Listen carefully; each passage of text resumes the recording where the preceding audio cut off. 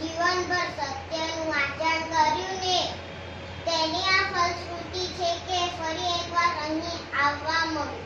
પછી તો મારા હાથમાં પેલું જર્જરી થયેલું 3 વાંદરાનું રમકડું જોઈને પૂછે, બેટા તું હજુ બાળક જ હજુ રમકડાથી રમે છે? પણ બાપુ, એ મારું પ્રિય રમકડું છે. સાંભળીને એક ક્ષણ પર હરખાઈ જાય. જસોમાની તો હરાજી થઈ ગઈ, પણ તે એટલે ખાલી નખું પર પહેલી આંગળી મૂકીને કહે, મારું પણ એ પ્રિય રમકડું છે. ભલે ને એ સાંભળતું નથી, જોતું એ નથી,